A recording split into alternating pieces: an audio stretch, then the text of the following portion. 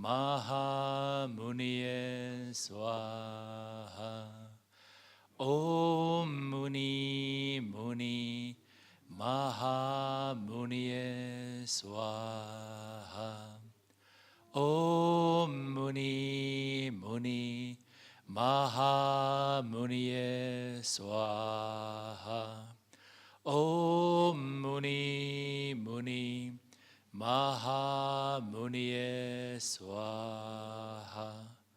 Om Muni Muni Mahamuniye Swaha. Let us all make 3 prostrations to the triple jewels together.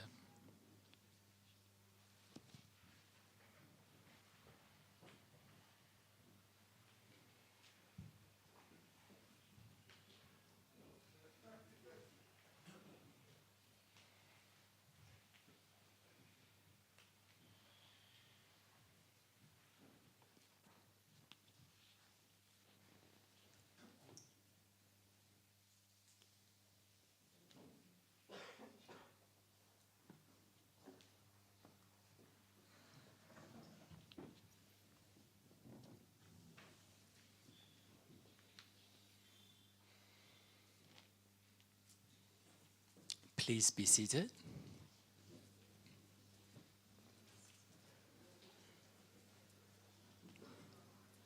Now let us all put our hands together to request Geshe to give teaching according to the well wishes and capacities of the students. Geshe, please give the teaching. Page 4. I go for refuge until I'm enlightened to the Buddha, the Dhamma, and the Sangha. By my accumulations or practice of giving and so forth, may I become a Buddha to benefit sentient beings. I go for refuge until I'm enlightened to the Buddha, the Dhamma, and the Sangha. By my accumulations or practice of giving and so forth, may I become a Buddha to benefit sentient beings. I go for refuge until I'm enlightened to the Buddha, the Dhamma, and the Sangha. By my accumulations or practice of giving and so forth, may I become a Buddha to benefit sentient beings. Sanye Joda Zogi Chanchu Badu Dane Yazu Je Dage Jinzo Jebe Sona Dola Benjir Sanye Nubare Shu Sanye Joda Zogi Shona Chanchu Badu Dane Yazu Je Dage Jinzo Jebe Sona Mje Dola Benjir Sanye Nubare Shu Sanye Joda Zogi Shona Mna Chanchu Badu Dane Yazu Awe so jibe so namje dola benjir sanje rupare shu. Om ye dharma hetu prabhavam hetum te sham dathagato hyavatat te sham jayo nirodha Evam Bhati Mahashramanaye Svaha. Om Ye Dharma Hetu Prabhavam Hetum Tesham Dathagato Hyavatat Tesham Chayo Nirodha Evam Bhati Mahashramanaye Svaha. Om Ye Dharma Hetu Hetum Tesham Dathagato Hyavatat Tesham Chayo Nirodha Evam Bhati Mahashramanaye Svaha. All phenomena arise from causes. The causes are taught by the Tathagata, the cessation of grace here.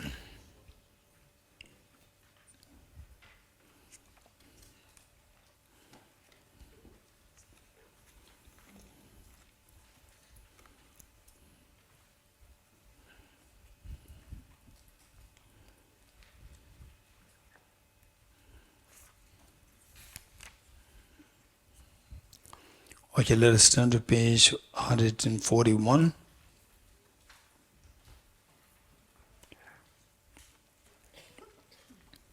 Page 141. 37 practices of Bodhisattva. The author, Geshe Tome Sambo, the since his childhood, there's a renown of his being amazingly compassionate since the time of his being a toddler. There was a great the demonstration of compassion in his nature since early age, and later he became a great bodhisattva. And these teachings are very practical. We can actually use them in a day-to-day life to serve this text as short text as a mirror for us, and that will be very helpful. So when you go through difficulties and you see that these are actually highlighted or indicated there, and what kind of remedies to apply, he also then rendered the remedies also there. 37 practices of Bodhisattva by Geshe Tome Sambo. Namo Lokeshvaraya. You see that all phenomena neither come nor go. Still you strive solely for the benefit of beings. Supreme Guru and Protector of Lokeshvara, to you I continually bow with body, speech and mind. The perfect Buddhas, the sources of benefit and happiness, arise from practicing the genuine Dharma, which in turn depends on knowing how to practice. So I'll explain the Bodhisattva practices. Now that you have obtained this precious human birth, the great board so difficult to find, in order to free yourself and others from the ocean of samsara, listening, reflecting, and meditating with diligence day and night is the practice of a Bodhisattva. Passion towards friends churns like water. Hatred towards enemies burns like fire. Through the darkness of ignorance, one forgets what they adopt and what they reject. To abandon one's homeland is the practice of a Bodhisattva. Giving up inhospitable places, mental afflictions gradually decrease. With no distraction, virtuous activities naturally increase. When mind becomes clear, conviction and Dhamma is born. Therefore, seeking solitude is the practice of a Bodhisattva. Friends and relatives acquainted for long will separate. Possessions gained with exertion will be left behind. Consciousness of guest will leave the guest house of the body. To let go of this life is the practice for Bodhisattva. When due to friendship with someone, the three poisons increase, degrading the activities of listening, reflecting, meditating, and destroys the loving kindness and compassion. To give up such a friendship is the practice for Bodhisattva. When relying on someone, your negativities diminish, and your positive qualities grow like a waxing moon. To cherish such a spiritual friend more than your own body is the practice of a Bodhisattva. Themselves captives in the prison of samsara, whom can the worldly gods protect? Therefore, to seek refuge in the three jewels, who do not betray you, is the practice of a Bodhisattva. The suffering of the lower realms is so difficult to bear, is what the Buddha taught to be the fruit of negative actions. Therefore, even in the course of your life, never to commit negative actions is the practice of a Bodhisattva. Happiness in the three realms, like a dew on the blade of grass, is subject to instantaneous fading away. To strive for the supreme state of liberation that never wavers is the practice of a Bodhisattva. From beginningless time, your mothers have cherished you. If they suffer now, what good is your own happiness? Therefore, in order to liberate an infinite number of sentient beings, cultivating bodhicitta is the practice of a Bodhisattva. All sufferings come from yearning for your own happiness. The perfect Buddhas are born from the intention to benefit others. Therefore, to truly exchange your own happiness for the suffering of others is the practice of a Bodhisattva. Even if someone driven by excessive desire steals all your wealth or incites someone else to steal it, to declare to this person in your body or 3 times is the practice of a Bodhisattva. If someone cuts off your head, even when you do not have done the slightest wrong, through the power of compassion, to take the misdeeds upon yourself is the practice of a Bodhisattva. Should someone slander you and proclaim it in billion worlds, in return with a loving heart, to proclaim their good qualities is the practice of a Bodhisattva. If in the midst of a crowd someone expresses your hidden faults and abuses you for them, to bow to them with respect, seeing them as a spiritual friend, is a practice of a Bodhisattva. If someone whom you cherish as dearly as your own child takes you for an enemy, then like a mother who loves their sick child, to love that person even more in the practice of a Bodhisattva. Even when someone who is your equal or inferior, driven by arrogance, seeks to disparage you, to place them on the crown of your head with the same respect as you would call your guru, is the practice of a Bodhisattva. Though gripped by acute poverty and constantly scorned by others, stricken by terrible illness and possessed by evil spirits, to take upon yourself the negativities and suffering of every being, and never to get discouraged, is the practice of a Bodhisattva.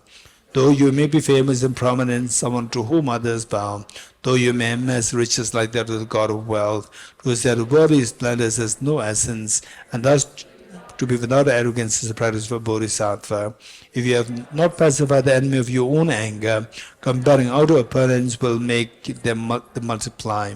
Therefore, with an army of loving kindness and compassion, to tame your mind, sensual pleasures are like salt water. The more you partake of them, the more your craving will increase. Therefore, when something arouses attachment, to abandon it immediately is the practice of a Bodhisattva. All appearances are your own mind, and mind itself primordially transcends all mental fabrications. Knowing this and to remain free from apprehending the sounds of subject and object is the practice of a Bodhisattva. When you encounter objects that please your mind, like rainbow in the summer season, though they seem beautiful, not to view them as real, and to give up attachment to them is the practice of a Bodhisattva. All suffering is like the death of your child in a dream. To take such delusive appearances as true, how exhausting. Therefore, whenever you encounter unpleasant circumstances, to see them as deception is the practice of a Bodhisattva. If those who aspire to enlightenment willingly give up their bodies, what need is there to mention material objects? Therefore, with no hope, reward, or benefit, to give with generosity is the practice of a Bodhisattva.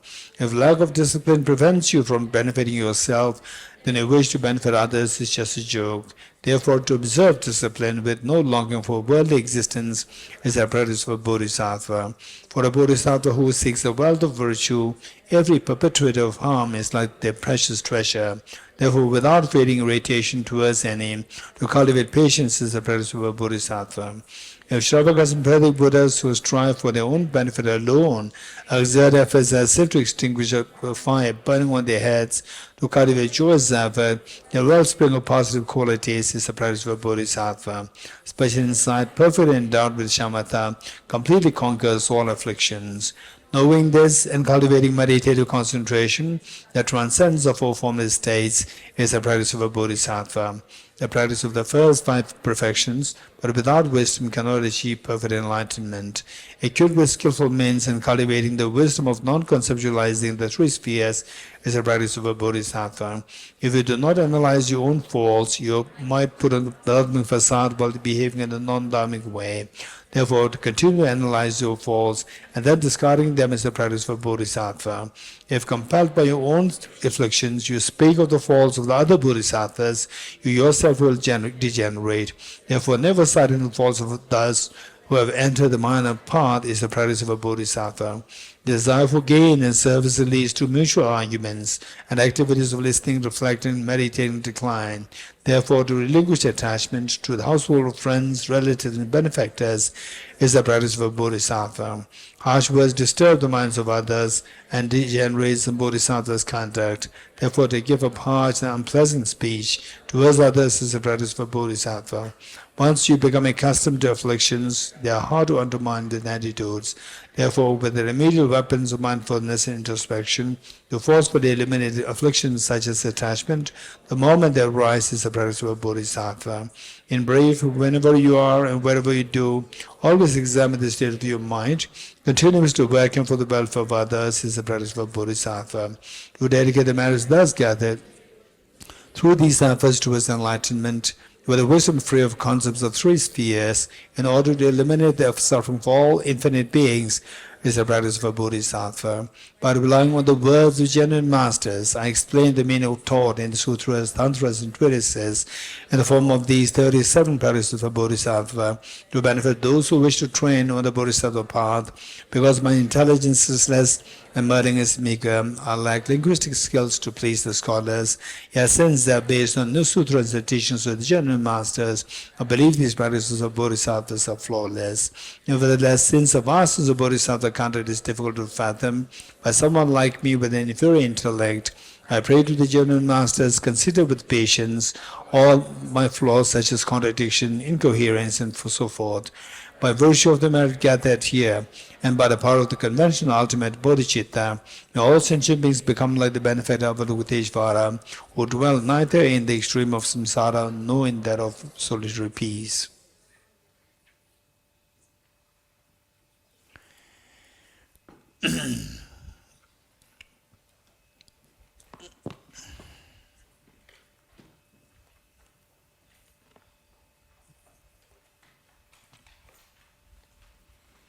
Which verse were we reading? 56. 55 done. Thank you. Okay. Now Bodhisattva Shantideva is going into what constitutes emptiness. What is emptiness? And explaining and with respect to Shiri Heruka, what we learned is this selflessness of person and selflessness of phenomena. How many of you remember that? Shiri Heruka, right? Which of the syllables represent the selfless person? Ru. Which of the syllable represent the selfless phenomena? He. Very good. And the non-duality? Ka. And the mind which ceases non-duality? Shiri. Very good. Okay. So, in other words, we need to see the substance of a person and substance of phenomena. So here we see that reasons that establish the view of emptiness, establishing the substance of a person. So first the substance of a person. And if you study Acharya Chandrakriti's text, Madhyamagavatara, the sequence is just altered. Acharya Chandrakriti explains the substance of phenomena first, substance of person later. And here, Bodhisattva Shantideva, substance the person first and phenomenon later. And there's no difference. It's just, we have to study, reflect, meditate, and realize it. It doesn't matter. And many people, they just keep debating which will be realized first. Second, practice it, realize it. Done. Why do I have to just fight over this? Which should I eat first? The bread or the rice? Which first? First should rice. No, eat it. Just practice it, study it, reflect, meditate. Sometimes a person, sometimes some phenomena. It's not just one way till you realize, okay, one of the two is fixed. So we have to do some here, person first. So some person. Only then realize, then you go to the phenomena. No, this is not how it works. So sometimes you walk in the entrance to yourself. And then how long it will take? We never know. Some people, it may take like few months, few years, few lifetimes, depending on your past background in your past lives. And of course, many other factors involved. For example, like somebody who's very agitated, somebody who is, they say, naturally agitated. That's a different story. But deliberately trying to be cunning, nasty towards others, and so forth, for them to realize emptiness will take a long time. Because emptiness is to make the mind go more to the natural state. And this deliberately trying to be unnice towards others, saying the backbiting others and putting others down and being jealous of others, and deliberately. So it is like spontaneous happening. So these, I'm very, this is not nice. Look, this is how my mind spontaneously reacts, so in a jealous form, in anger, in attachment, and so forth. And of course, the fear, self-conscious, so forth, spontaneous come. That's a different story. But deliberately trying to disrupt somebody else, they say, the verbally abusing others, and then the first thing, the mother, saying, shouting at the mother, and all these things.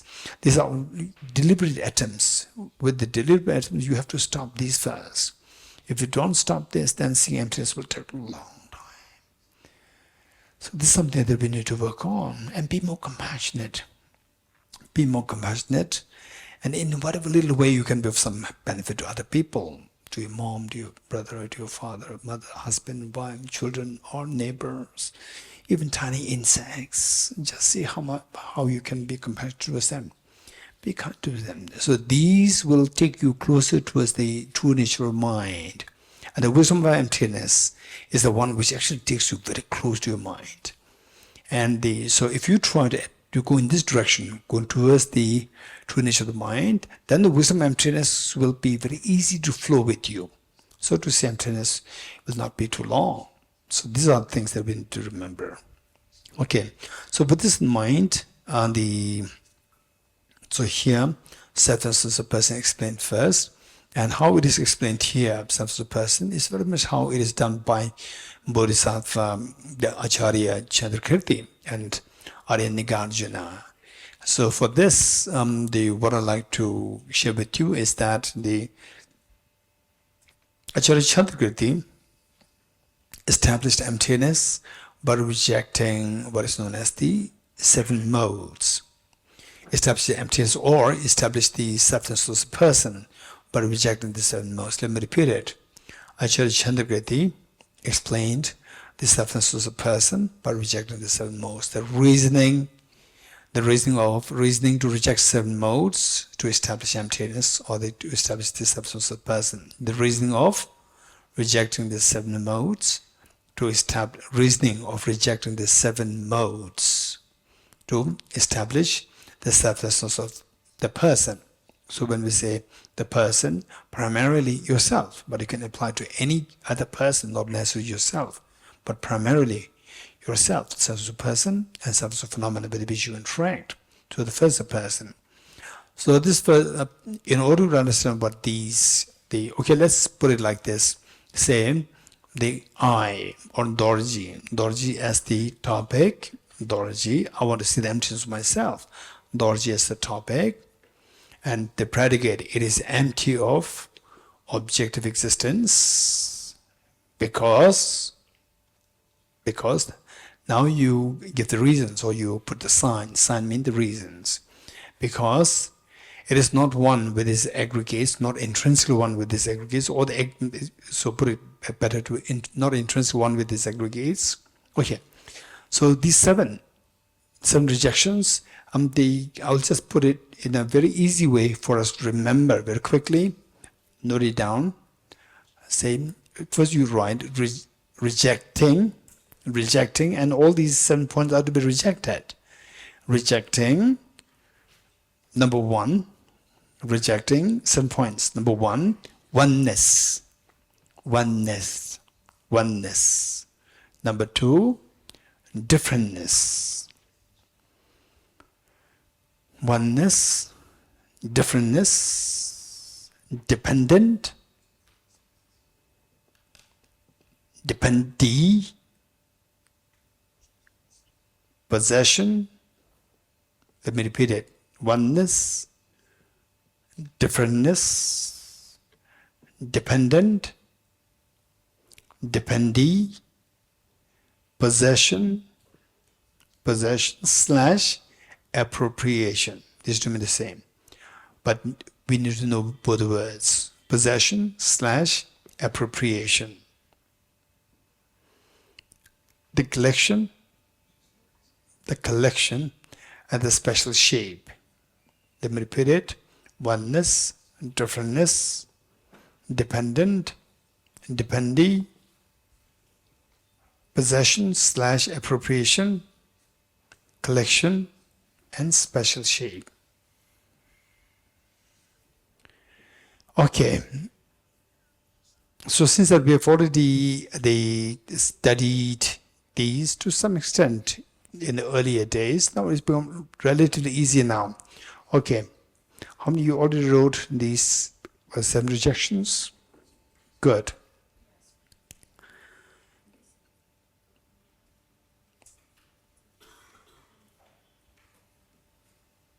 Okay, so what we say is Dorji, as the Dorji is the topic, he is not or objectively existent or intrinsically existent because he is not one. He is not intrinsically one with his parts. So these seven, now look, what's this first one? Oneness. So I say that not in rejecting, not intrinsically one with his parts, and not intrinsically different from its parts. Different is number two. Then what is number three? Dependent. He is not intrinsically dependent on his parts. Then he is not intrinsically a dependee of the parts.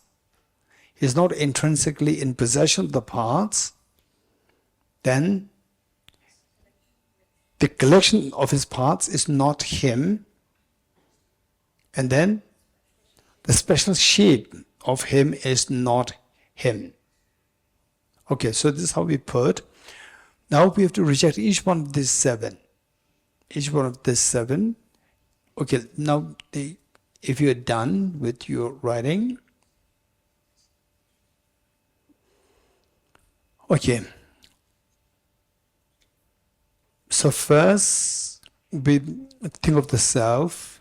And later you can think of yourself, your friends, your dad, mom, whoever, the self. And first,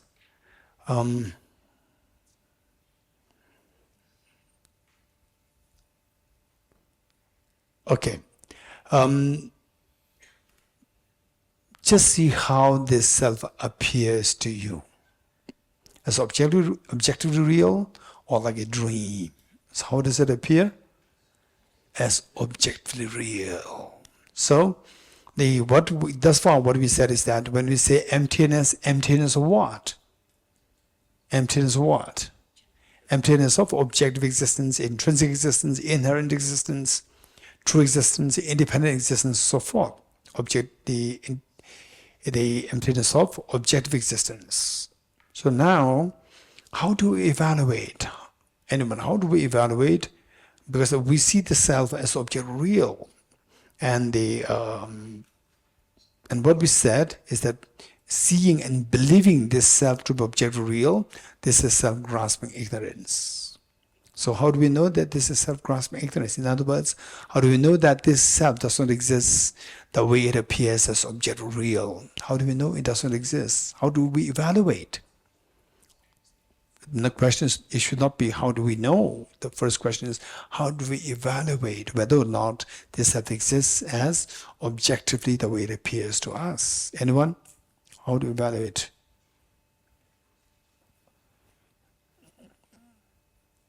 Okay, Raman? Sergey? Geshe, I'm very hesitant to give an answer, but I think we use our mind. Okay, we use our mind. That's interesting. Good, I cannot say no. He's right. You have to use mind. Anyone else? Prerak.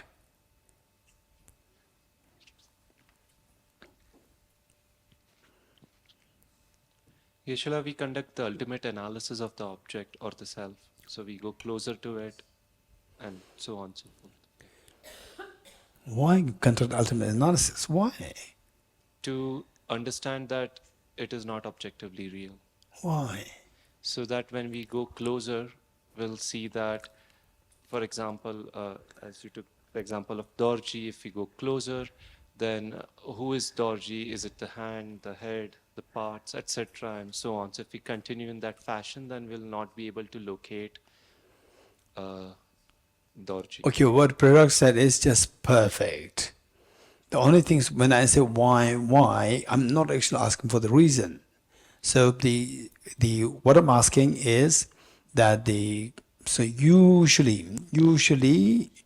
finally we have to get conviction, and you get the conviction through examples.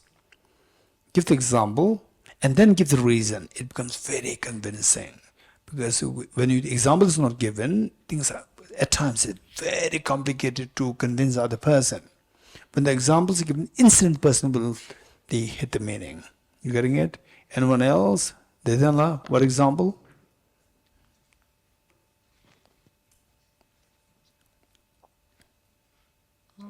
Geshe, ultimate analysis, like, What example? Say, if you see me in the water, then you said something before. You said something. What did you say? water and mirage. Yes. So how?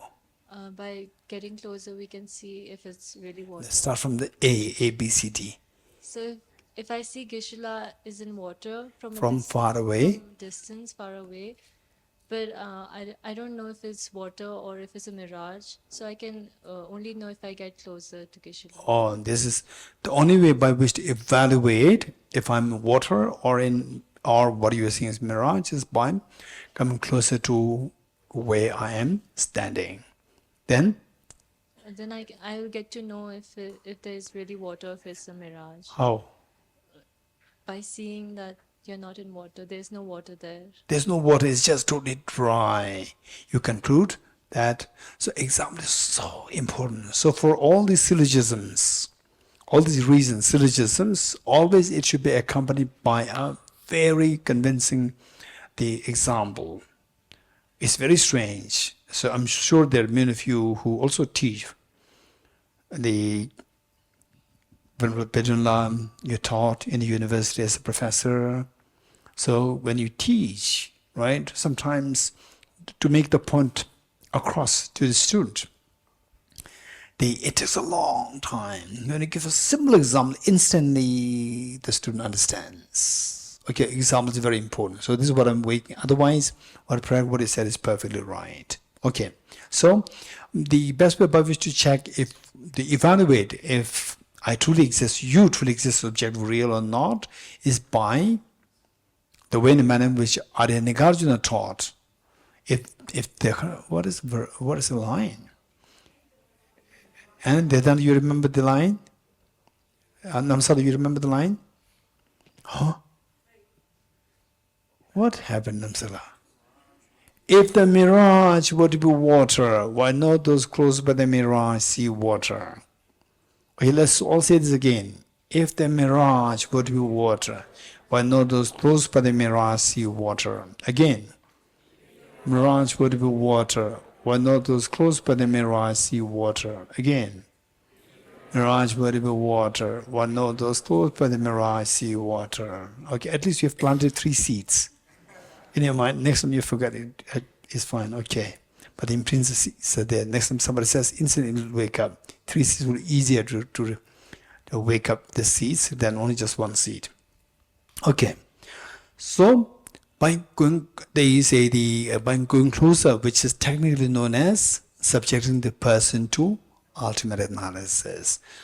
By doing so, you end up seeing the 6 elements. You end up seeing the 6 elements. And some of you may think that, there should be some essence inside. 6 elements, not there's something inside there. So this is something which we really need to think of very objectively. Don't just hold on to it. Some people may hold on to it very strongly. It's not your mistake. These things are the tendencies.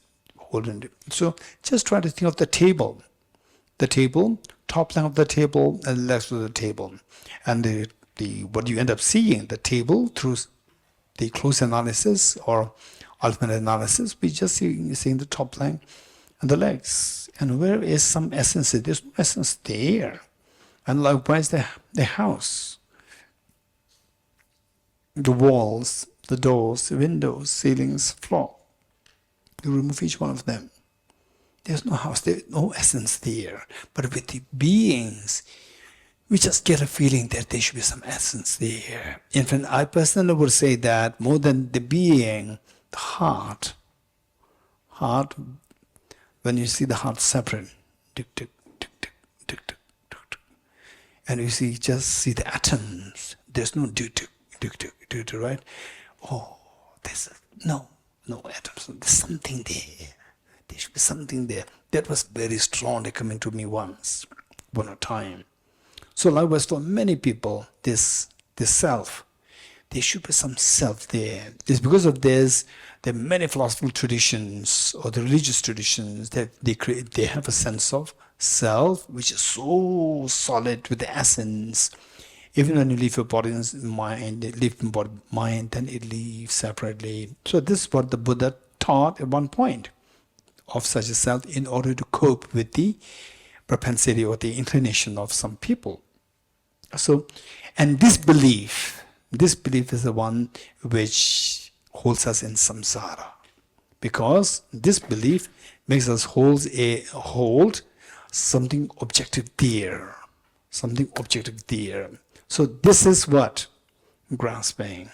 You grasp at it, then the emotions are stirred. Attachment, aversion, and so forth. Emotions are stirred with this. So these are the things that we need to remember. And the final point is that don't rush to say that no, such a self doesn't exist. Don't rush to that state. Just do analysis. You don't have to accept. You don't have to reject. Just give yourself second thought. It's not about what the Buddha taught. It's not about what somebody else taught. It's your well-being.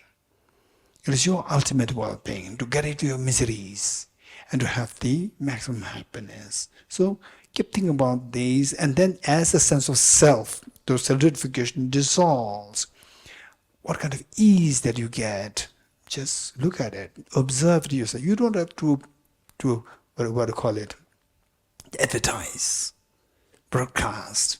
Just keep it to yourself, observe, and when the sense of self dissolves, the kind of the peace that you get, just see to that.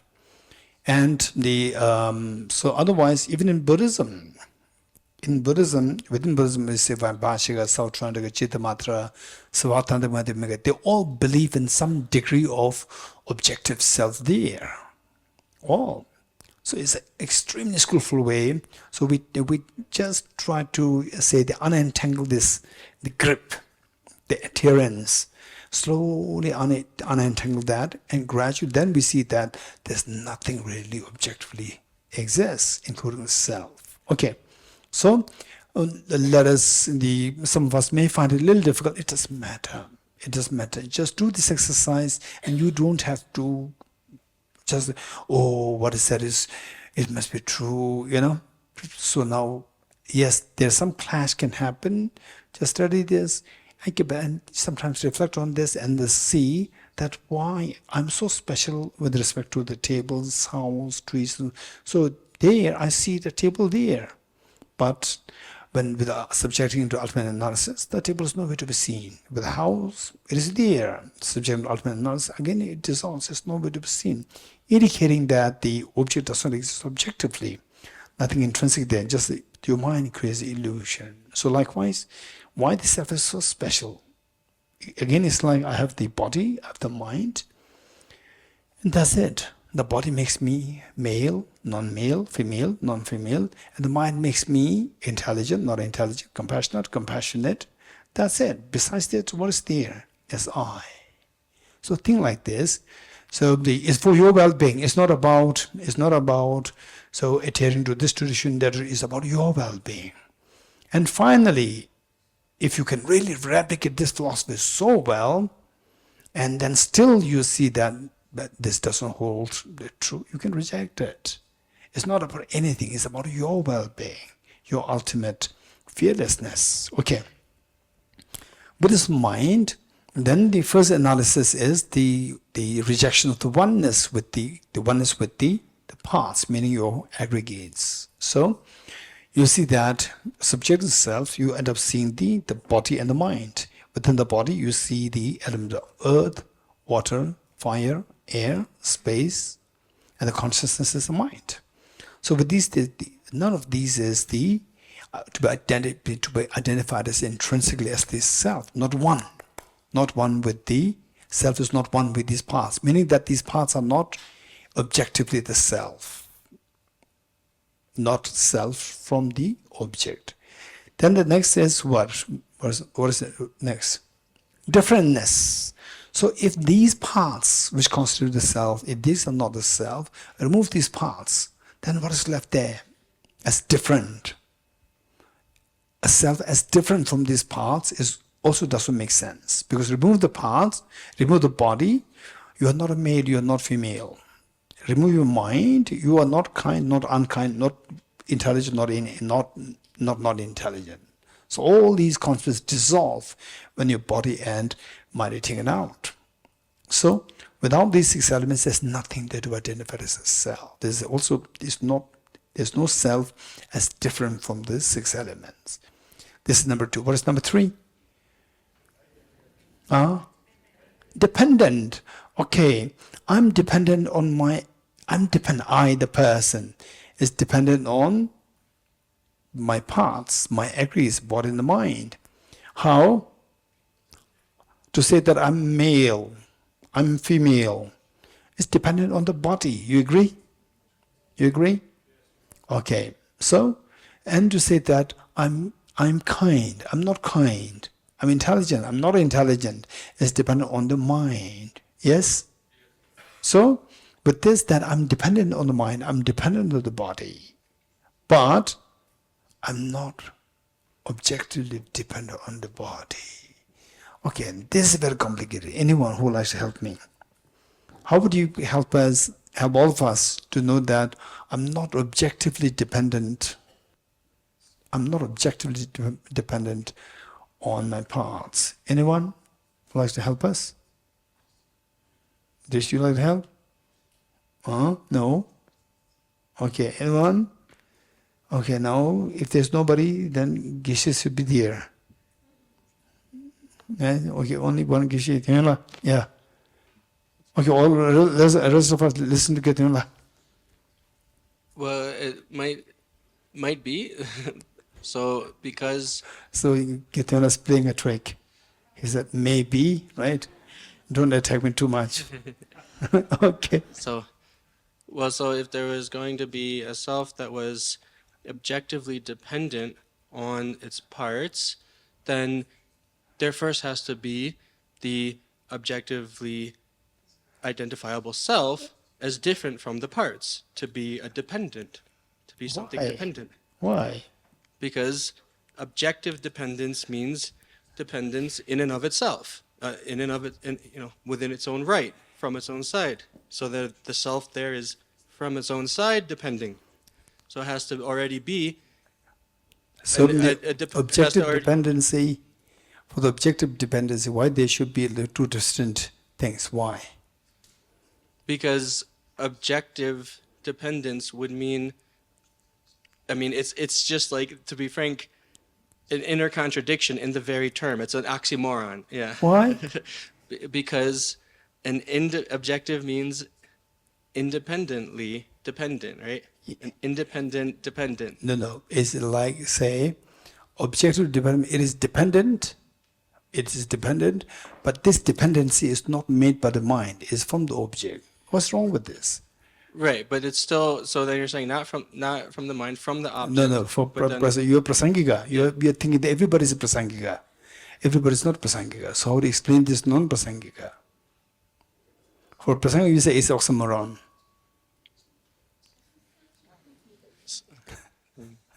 Okay. I'm stuck. Okay, anyone else? Anyone else?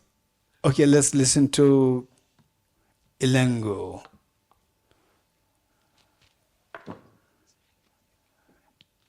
Ilengo, keep in mind that first don't think that everybody is prasangika. Yeah, no, I'm giving a simple example. Okay, go ahead. There is a person A. Yes. He met with an accident or something and his leg is amputated. Yes. Even after he has lost his leg, he's still person A. So being a person does not depend on individual parts.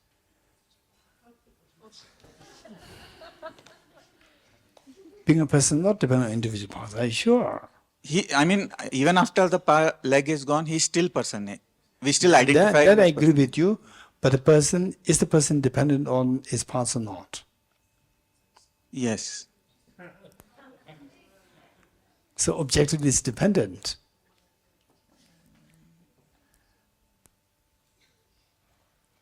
Okay. Anyone else? Okay, here.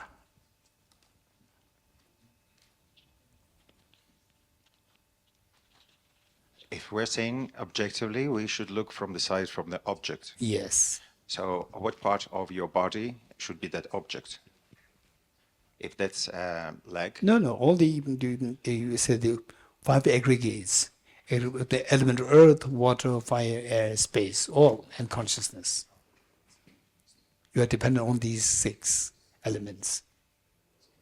so you're not talking about the parts like an arm, No, same. Ear. Say the arms and so forth, they are your parts. Also the 6 elements are also your parts.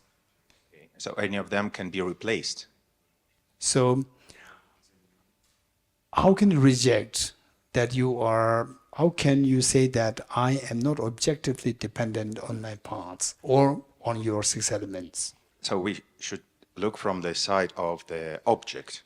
And if we get that object and try to replace it, and if you are still Dorji, so you are not objectively dependent on that. Dependent, of course, why not? So I'm dependent on my body. I'm dependent on my mind. What part of the body you are Whole dependent? body. I'm a male. My body is male body, so therefore I'm a male. So any part of your body can be replaced. No, that's fine. That's fine. So, but do you agree with me that you being a male is because your body is male? You agree? Not agree? Agree. You are dependent on the body. We'll stop. But it's not objectively. Why not? Because, Okay. okay,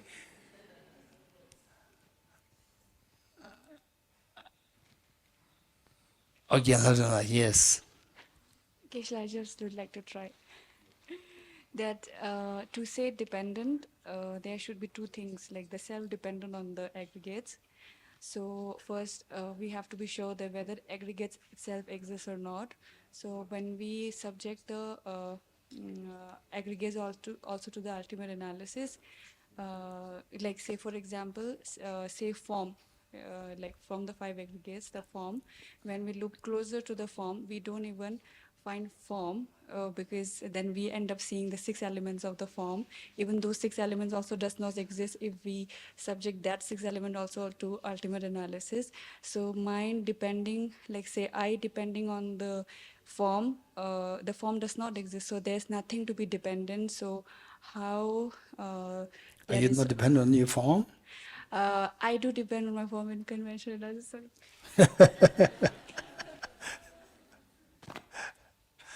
Okay, so let's say depend. Tenzing Sela? Here, Tenzing Sela there.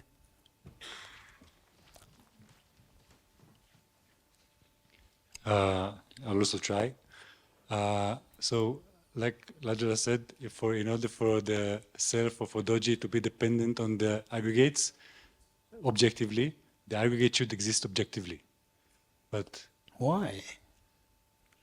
I did not say that the self is dependent on the objectively existent aggregates. I didn't say that. I said the self is not objectively dependent on the aggregates. so if the aggregates don't objectively exist, then how can the self be objectively dependent on them? If Okay, there's no let's say aggregates- that I'm objectively dependent on the objective cell, objective aggregates. So what? but the objective aggregates themselves don't exist. Okay, so which means that in order to establish emptiness, you have to already understand emptiness. Is what I'm saying? Why? Why? Because you have already rejected objective aggregates. So you've already understood emptiness. So you are not in the process. You already got there. Right? Okay, I'm not seeing anybody. Okay. So do you agree with me that what the Dhamramkot has said is that, so here in all these proposition of these self-set modes, is the belief that this self exists objectively. You agree? Not agree? If the self exists objectively, then which of the 2 analysis works? Ultimate analysis, conventional analysis. Ultimate analysis works. You're getting, if it does exist objectively, it should be seen by the ultimate analysis. Now, subjecting this self to ultimate analysis, then you talk about the dependency. For the dependency, do you agree with me that there should be 2 things? As Ladana said, there should be 2 things. For example, I depend on my walking stick. There should be the I and the walking stick, two things. Do you agree? There should be two things. If there are no two things, just one, dependence makes no sense. There should be two things. Now, with the ultimate analysis, what happens to the self? Self is nowhere to be seen, only the 6 elements are left. Now, there are no two things. In the eyes of the ultimate analysis, there are no two things, only one. 6 elements, the parts, but the whole is not there in the eyes of the ultimate analysis. You getting it? So when the whole and the parts, the two things are not there, dependency and dependent independency makes no sense. You getting it? So how many of you understood this? Minimum 70% and more. Minimum 70% and more. 50% and more. Understand? 50% and more. Okay, good. So the point is, let me repeat it. To say first, what we notice that dependent and dependent, when you say dependent and dependent and dependee, for these two things, when you talk about the dependency, the phenomenon of dependency, there should be two things. Dependent and dependee, there should be two things. You agree? Okay, now, when we say that those who propose the 7 possible objective existence, for them, the belief is that things should exist objectively. If it does exist objectively, it must be seen by the ultimate analysis. Now, the mind which decides what is there is the ultimate analysis.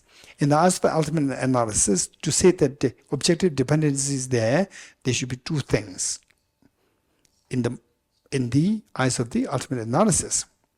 In the eyes of ultimate analysis, because the ultimate analysis, self is nowhere to be seen. Only the 6 elements are left. So there are no two things. Only one thing is left.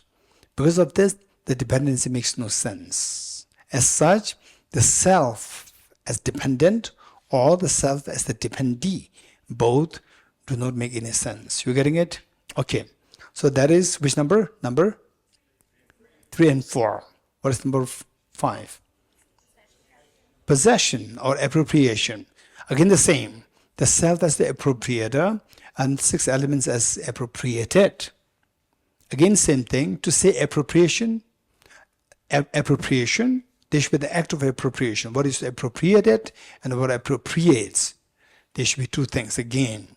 So in the eyes of ultimate analysis, there should be appropriator and appropriated. And appropriator, the self, is not there in the eyes of ultimate analysis.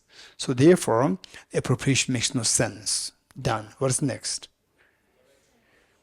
Collection. Okay, this is complicated. So collection of the parts, collection of the 6 elements is a person. How do you reject it? Reasons. Okay, over there.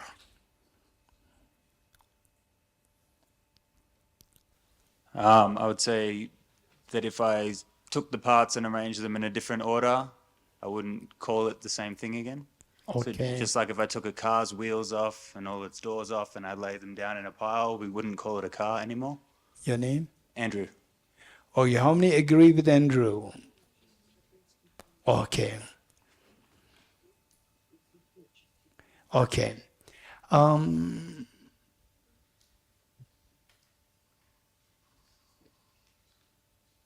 Okay, there is a smart person who said that the parts, collection of the parts, not in a random form, but with a special configuration.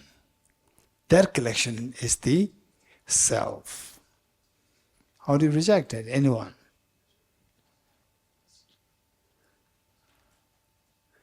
Okay. Igor.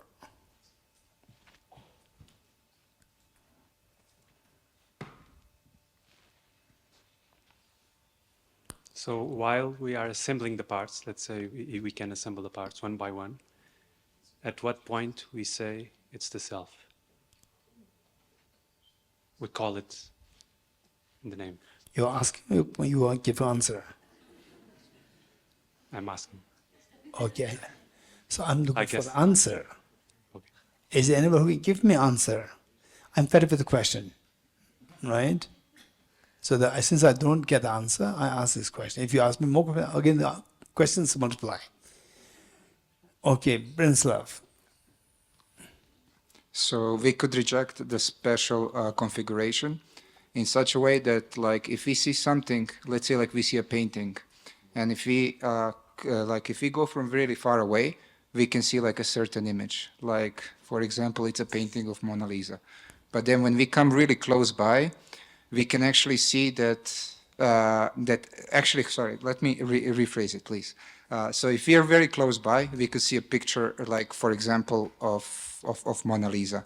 But then if we go even closer, like, we could see that, hold on one second, let me see. No, I meant, yes, if we go even closer, we can see that it's not actually Mona Lisa, but it's actually some like rubber or something like that that makes an illusion that it is Mona Lisa from really far away. So, or another example could be ourselves. Like, we see ourselves, but if we enlarge ourselves like 100 times or 1,000 times, we would see like all this space between. So people would not be able to really, it would not be the same person that like we normally see, like we see, for example, you right now. But there's something there. But then that special recollection is not like, it's like that special configuration of the atoms, like in a way that like, for example, you are right here, like if we enlarge it much larger, like for example, 1,000 times, right? It would still like, it wouldn't be the same like you that we are trying to reject. Why not? Because like we would see like the space, for example, between molecules and basically it would like when a person would come close by. But still you have to interact with this person, right? Also, you see the space and so forth if you interact with the person. Yes, so it's there. It is there, but it looks different. It's different in what it seems. Okay. Okay, over there, John.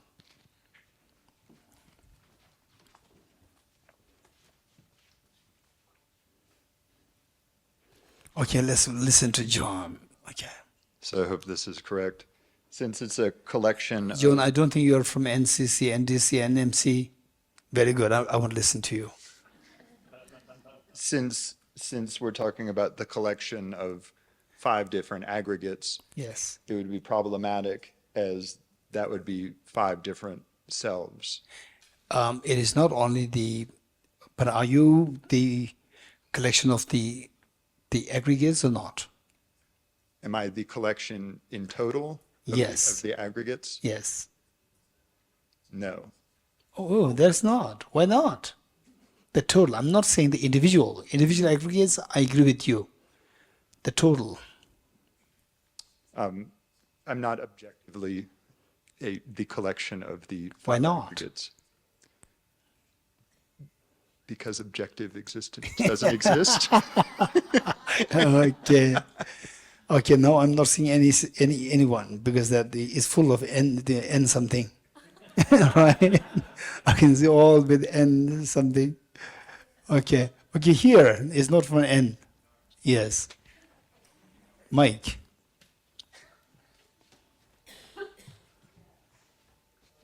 No n. If there's nn, raise your hands. Nn, meaning non-n. Yes. Isn't it quite similar in that, let's say I'm the mind and I have a thought, but then I posit there's a thinker having a thought, not that the thought itself just arises by virtue of itself. So when I posit I'm a collection, I'm positing that each individual arising, like sound, there's a hearer hearing the sound, not merely hearing. Wouldn't that be, then how do I posit the self when each thing that I'm positing? When you hear the sound, so what? Yeah, so sound arises, I have a thought. But then sound arises, yes. or let's say thought, it's usually a thought. So it's a sound, you get a thought. Oh yeah. Thought of a sound. Forget sound. It's too confusing for me. I think, and there's a thought that arises, and You just get a thought of a sound. Not for sound. Then Sorry. thought for flower. Geshe, I messed it up. Yes, So a thought for flower. flower. Yeah, I think flower. And the thought arises. Thought And for flower arises. it arises, yes. And this is what I would posit the collection. All my thoughts and my physical experiences, they're all No, happening. that's not true. The entire collection of every aggregate, everything that arises in my experience, I posit that there is something, there's an experiencer and the experience. It's true. Yes, but I'm saying this can't be true. Huh? I'm saying this isn't true. Why not? Because, first case, I think you can go a little bit with impermanence on this. That in every single No, instance. it's impermanent. Yes. The first moment of the collection Yes. is the self. Second moment of the collection is the self. Only difference is that the second moment is one moment older. Yes, but I don't understand that when we're saying who's the appropriator and the appropriation, or who's the dependent and the dependee, why is it that then, just because there's a collection of all the aggregates, that then when I have a thought, that's why then is there now a subject that's different from the object? I don't understand. They're distracted. So why there is the collection of the aggregates. Yeah. That's a fact. Nobody can deny this. Yes. Collection of the aggregates in a special configuration is there. Again, this is undeniable. Yes. How is this special configuration of the aggregates not the self? Why not? It's not the self because I think this is cheating, but I think the self is imputed onto that which arises in This the has to be proven. Geshe-la, why is it that before when we were saying... No, don't go there. Okay, Say- we're not going back to the previous So analysis. why I'm saying is that, Okay. so when you say why before, so these before they were rejected by the Prasangika, and I'm coming from the non-Prasangika position. I'm asking, for me, Yes. the special configuration of the collection of the parts is the self. So the Prasangika says, no, it's not true. So how not true? This is the question that I'm asking. And you are bringing the Prasangika position and you are forcing me to accept it. Ultimate, but isn't that what we did for 3 and 4 that we said when you Okay. subject it to ultimate analysis? Wasn't that so the same? Okay, let's say, so what? Hmm. So what I miss it, with the subjectiveness of ultimate analysis, then we see the collection of the parts. Yes. So the not only collection of parts in with a special configuration. Yes. So that special configuration of the collection of parts is the self. So what's the problem?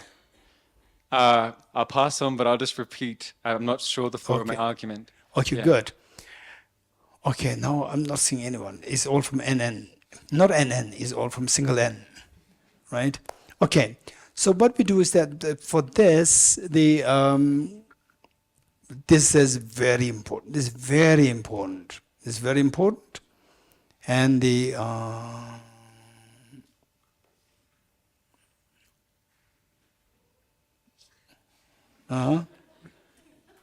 Then Srila, you want to say something? Why not? Huh? No, I know you're okay.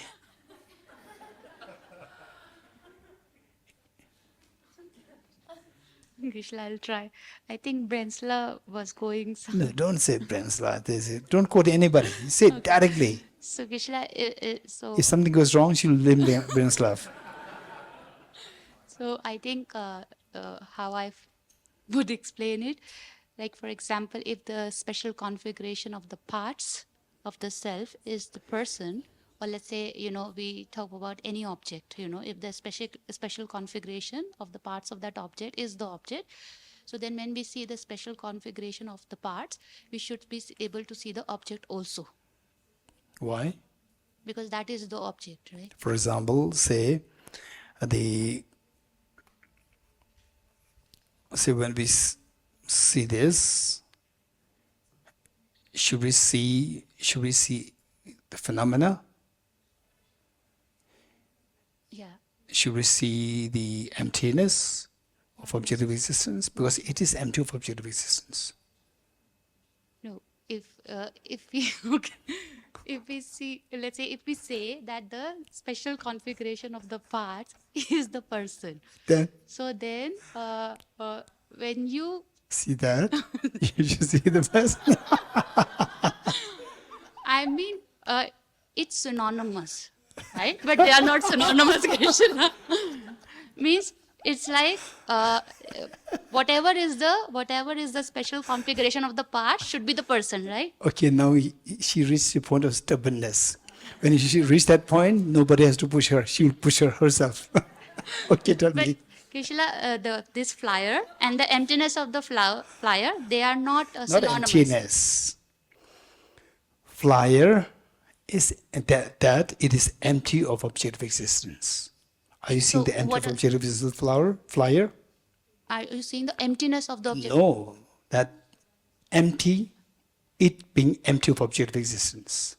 No, I'm not seeing because they are. Because it is it being the empty of objective existence. I'm not saying because there is no pervasion, Keshila. Why? Because they have to be synonymous. I said like whatever. is, Why? Because what is the argument in 7 modes? Hmm. If you see the 7th one, so whatever is the collection, whatever is the special whatever is So the. do you mean to say that when you see the product, you are seeing impermanence? Not necessarily. These two are synonymous. Yeah, yeah. Thank you.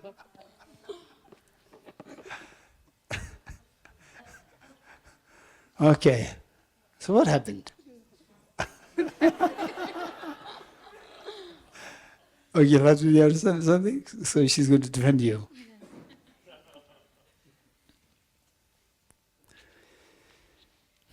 Geshe, I don't want to do the debate part, but I just want to say the example of when we look at the forest from distance, it looks forest, but when we go inside the forest, each tree is not the forest, so that's why.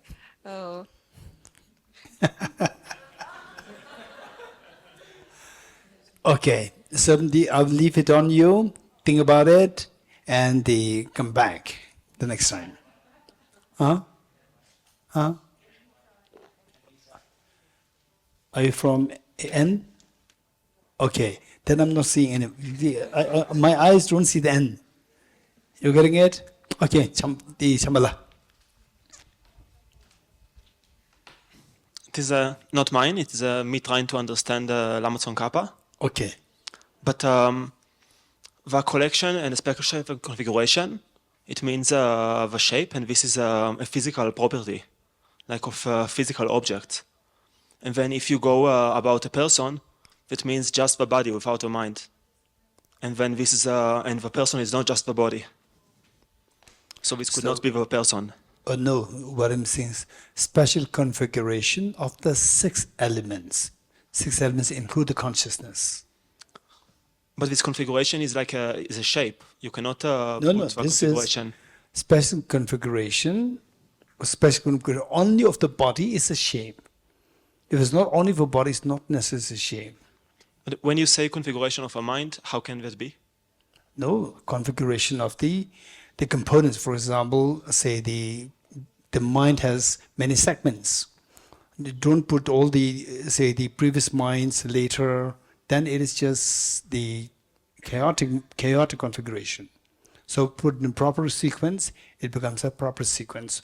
The non-chaotic configuration of the mind. That's fine. But what about the sequence between the body and the mind? No, what you said is you're quoting the Lama Tsongkhapa. From there, he only talked about the physical form. You're getting it? So when you add the physical form, is fine. Then it comes to the shape and so forth. If you add the mind, that special configuration of the body with the mind added to this, that becomes the person. So what's the issue? Okay, so we think about it. You think about it, and you can come. We have 2 more days, right? We have 2 more days. Come the next. Okay, so now let's turn to page 33, verse 56.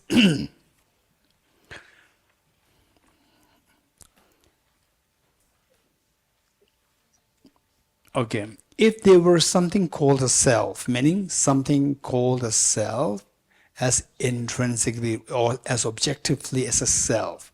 It's not just a self, it's an objective self. So oftentimes we need to qualify them with what is to be negated. Objective self, there would be something to be afraid, meaning that if there is the objective self, then you should be afraid of something, because that I'm afraid.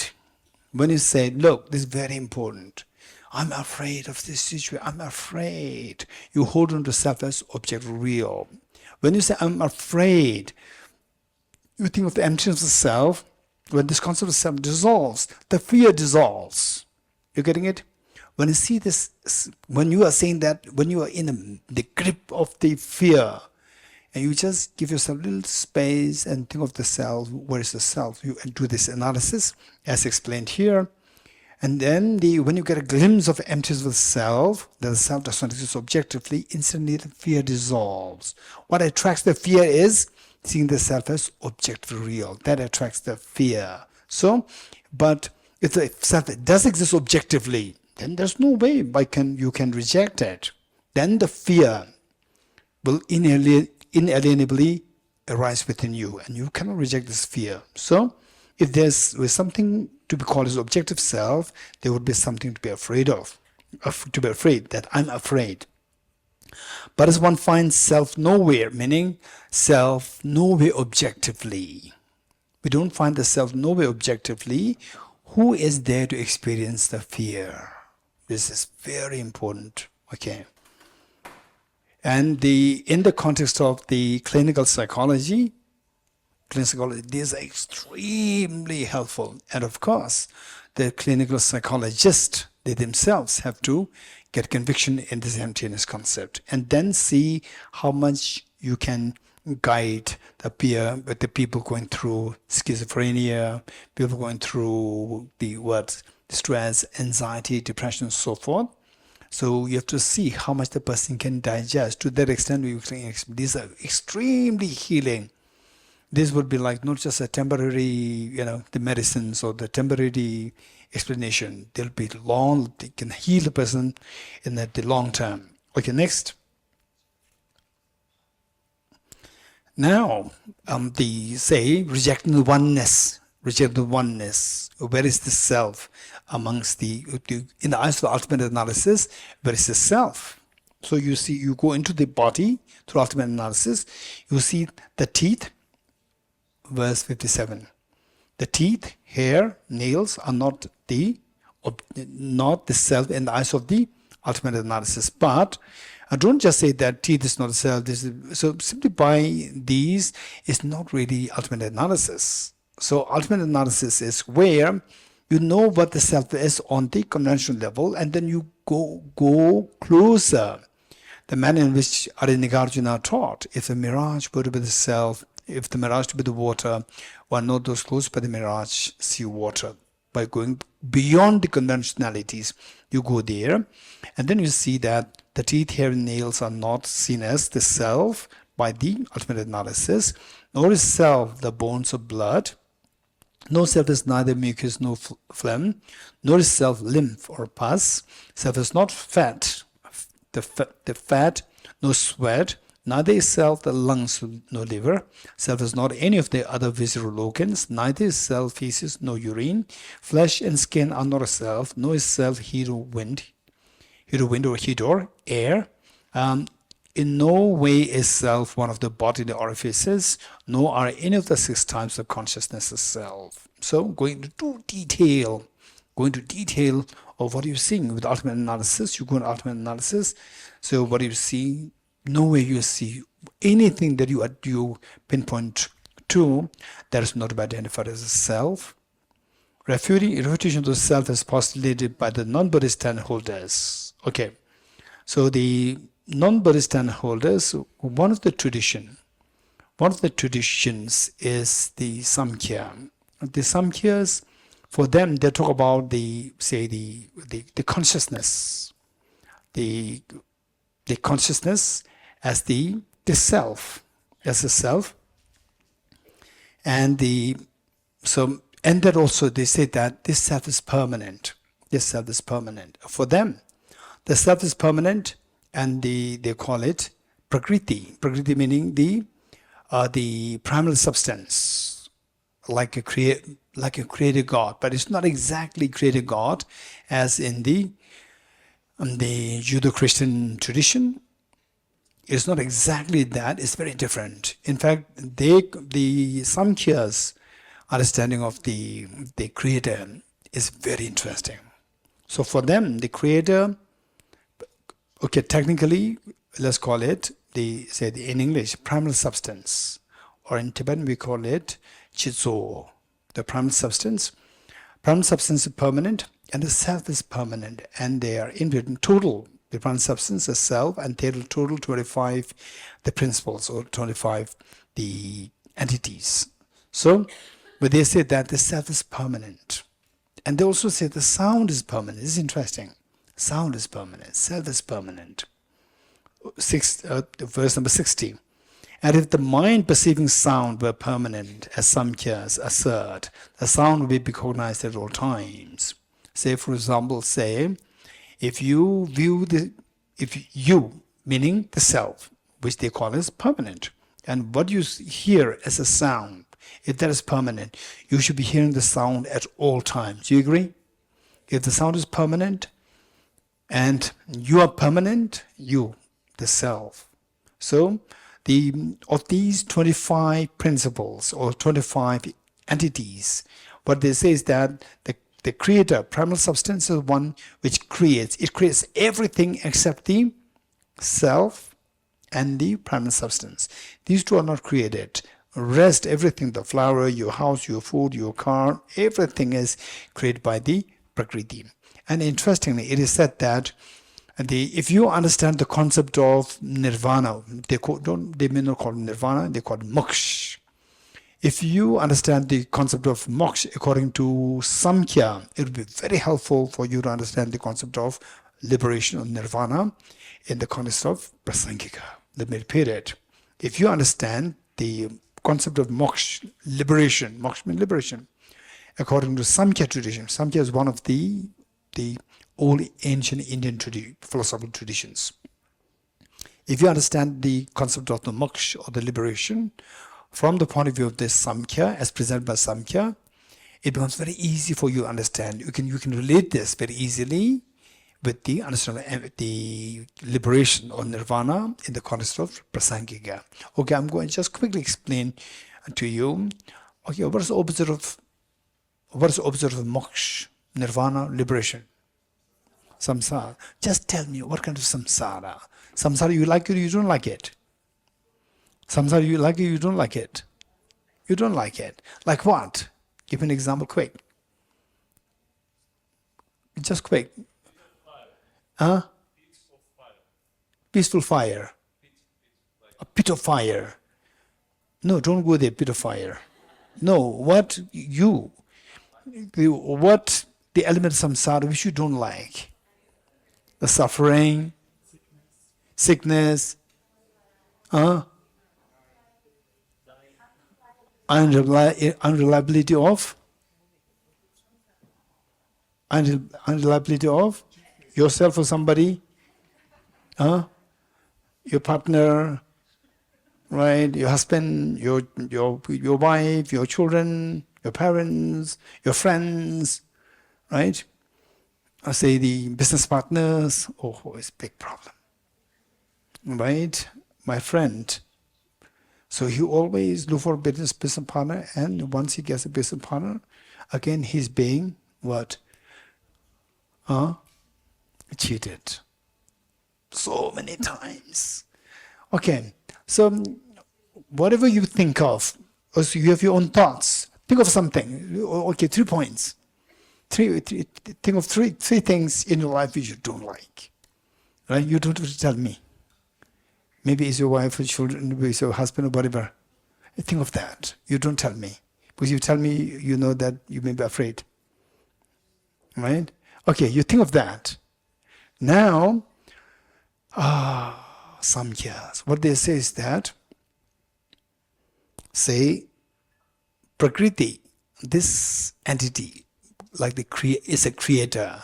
This creator, his job is to trap you in samsara. Right?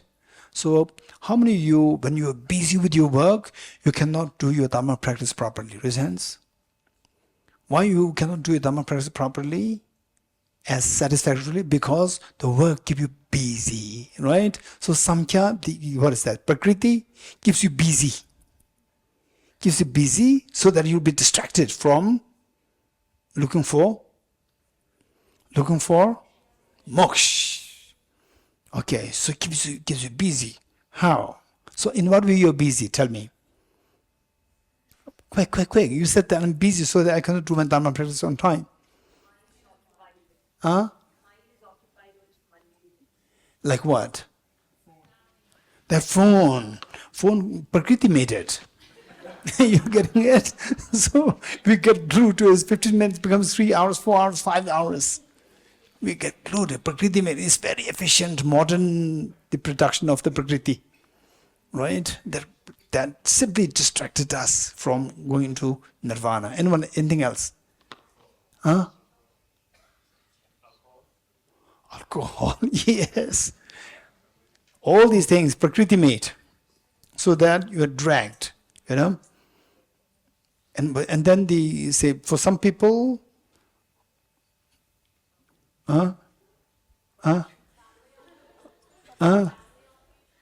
family obligations, like what? Like what?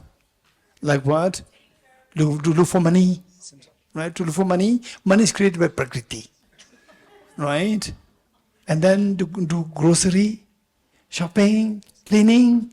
For the cleaning, you need a house. If you don't have a house, you don't have to clean, right? Clean house created by Prakriti, right? So all these are created to keep you occupied and busy so that you will not get time to think of moksha. So Prakriti is very happy. You're getting it? So one day, you are not created by Prakriti, but your body is created by Prakriti. Your body is created by Prakriti. And then in the winters, it throws the cold so that you have to go for the heating system. In the summers in Delhi, it throws the heat so that you have to go for the cooling system. You're getting it? Okay. So you are just kept so busy. And some people, some of them coming, they said meet with the teachings, and then they go to samadhi meditation. With the samadhi, they deliberately cut off themselves from the things which were created by Prakriti to deceive us. So with this, then they go to samadhi. With the samadhi, meditative concentration, they attain clairvoyance to see the reality, deeper reality. And then he or she starts to look, who is creating all these things? Then he or she discovers the secret of the Prakriti. And the Prakriti is watching you also. Right? The Prakriti is also watching you. And then Prakriti senses, okay, this person is discovering my secret, right? Secret. Then the moment you discover that Prakriti is doing all these things, instantly, quickly, the Prakriti will withdraw all the manifestations, emanations. Withdraw all. Your body and everything, withdraw everything, because he or she felt so shy, so embarrassed that now they know my secret. Withdraw all, pull all. So pull your body so you don't have to worry of the hunger. You don't worry you don't look for food. You don't look for house. You don't look for heating system, cooling system. This is totally irrelevant. Almost like 99% of your engagement becomes irrelevant. You're getting it? You've become free. And all these things, everything, all things have been pulled by the Prakriti. You alone are left. So without any worries, anything which can make you suffer. So that is moksha. It's an amazing concept. Now in the concept of prasangika, this morning we did it. In the experience of emptiness, what happens? All your sickness, aging, death, everything dissolves. Right? Not dissolve in the sense that they come and they dissolve, not like this, but in the experience of ultimate analysis, these things don't exist. You come to discover the reality. They don't exist objectively. So with this wisdom, in this wisdom, then all these what affects you otherwise, they become non-existent with respect to this wisdom. So you are least affected by external factors. So, and if you can sustain that experience, that is moksha, that is liberation. It is like what the Samkhyas say, that the Prakriti would withdraw everything. And then you are left with this, just the I. But in Prasanga, even the I is not left with respect to ultimate analysis, wisdom of emptiness, ultimate analysis. But the I is still there, don't worry. Although with respect to you, the I dissolves, that nothing which, this concept is not that I'm non-existent. No. In that experience is known as inexpressible experience. Inexpressible. It's not that nothing can express it. The nature of that has been expressed inexpressible. So there are two things. Inability for others to express it, and the nature of that being inexpressible. These two are different. Some people, they confuse between the two things. So therefore people say the ultimate reality cannot be expressed. So therefore the words cannot express ultimate reality. No matter how much you study, you cannot express ultimate reality. So it's just waste of time. This is what many people confuse because of their failure to go through the systematic studies. So we need to make distinction when the ultimate reality is described as inexpressible, not because that others cannot express it. The nature of that is inexpressible. People can express that as inexpressible. You're getting it? So, nature of being inexpressible and the person's inability to express, these two are different. You can express the inexpressible as inexpressible. You can express it. You're getting it? These are the nuances you will get only through systematic studies. Without this systematic study, simply by seeing these words by the masters, then people say that, why to study? It is inexpressible. Words cannot express. These studies are all expressions. These are all, say, the naivety of the failure to distinguish between inability on the part of the subject to express something and the object being in the nature of inexpressibility. These two are different. They cannot distinguish the two. So they confuse between the two. Okay. Now, 60, verse 60, page number 34. And if the mind perceiving the sound were mind here from the Samkhya, the mind here is, they would borrow the English word more consciousness than the mind. Consciousness. Okay. So this consciousness, the equated with the self, as a self, a permanent self. Perceiving sound were permanent, as Samkhya assert. Thus, sound would be cognizant at all times. But what is cognized when bereft from the object? For example, let's say your mind. Okay.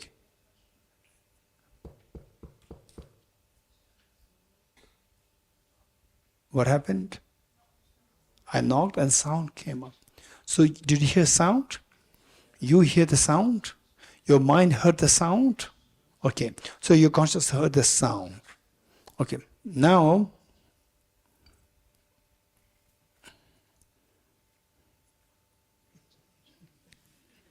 what are you doing? What are you saying?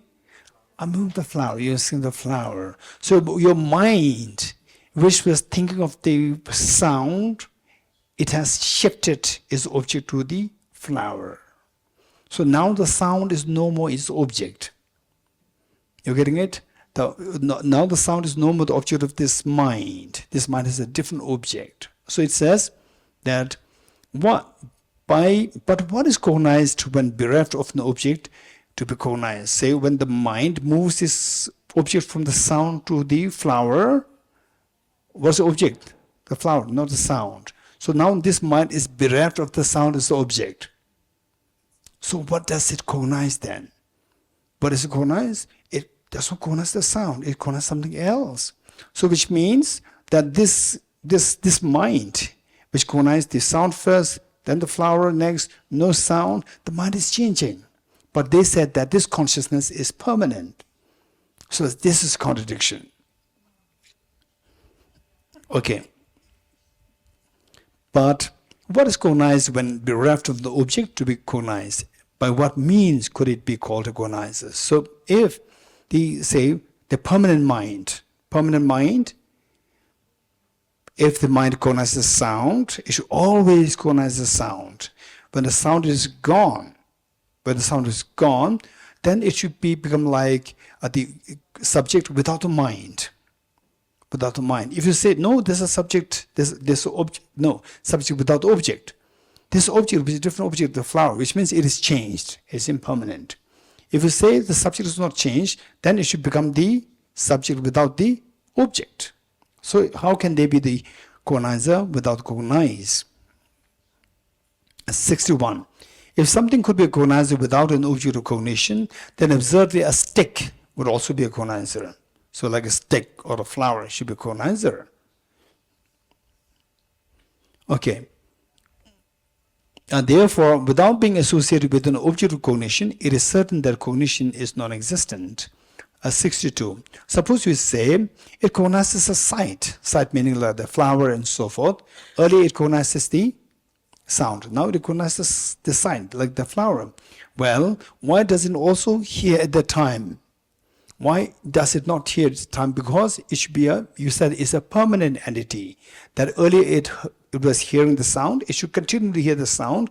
While seeing the flower, it should also hear the sound. Why not? If you answer, because the sound is not nearby, then you say, no, now the sound is gone. Earlier he knocked, sound is there, now the sound is not there. If you answer, because the sound is not nearby, well then it is no longer a cognizer of it. It's not a no cognizer of sound. If it's not a cognizer of sound, then it has changed. Earlier cognizer of sound, now cognizer of sight. 63. How can something having the nature of being a cognizer of sound, okay, nature meaning true nature as a permanent nature of being a cognizer of sound, become the cognizer of sight, from the sound to the sight, like the flower. By virtue of imputation, a single person is a father and a son, and not due to his absolute nature. So say the mind cognizing a flower, mind cognizing a sound. This is all imputed on the basis of, it's purely imputation, not permanently as a, say, the sound cognizer and so forth. Likewise, like the father and the son. These are all imputed on the basis of the relativity and not due to the absolute nature or permanent nature. 64. Likewise, the state of, okay, now this is another thing. This is another thing. They talk about the three qualities. Three qualities. Dul meaning particles. Mun is the darkness. Yingtop is the sattva. Or say the sattva, rajas and tamas. Sattva, rajas, the three qualities. Okay, three qualities. Say for example like the water. Water is made of three atoms. What three atoms? 2 hydrogen and 1 oxygen. So 3 put together, it becomes a water molecule. So this is their concept. They say that everything, so what the physics would say, that everything is made of electrons, protons, neutrons, the quarks, the basic elementary particles. So what they say is everything except for, okay, the self is not made of these three qualities. Otherwise, the rest, including the Prakriti himself, everything is constituted of these three basic components. What are the three basic components? Sattva, Rajas, and Tamas. These three qualities. You're getting it? These, like the basic components, electrons, protons, neutrons, like this. So likewise, the state of equilibrium of courage. So these three qualities, when they're in equilibrium state, the courage, the sattva, or say in terms of feelings is a pleasure, the particles, rajas, or the pain, and the darkness, tamas, neutral sensation, as an absolute nature. When these three things are equilibrium state, these three things, okay, this is their position, right? There's no harm for us to know that. When these three things, like in an equilibrium state, then you call it the primal substance, meaning the creator is a creator. The darkness neutral sensation as absolutely is okay. Likewise, the state of equilibrium of the courage, the particles of darkness is, so this equilibrium state is not in the form the father, mother, son, daughter, and so forth.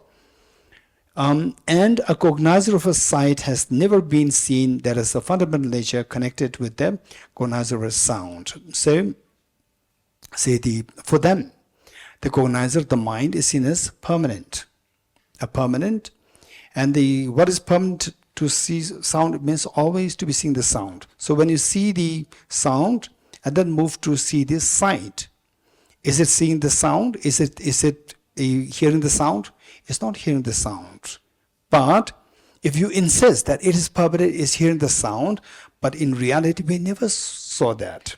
Say, when the sound stops, the mind does not comprehend this sound anymore. So, that this contact is with the conventional world. It is not the reality. It's not seen there. What you're saying is just your philosophical position. In reality, it's not the case. 65.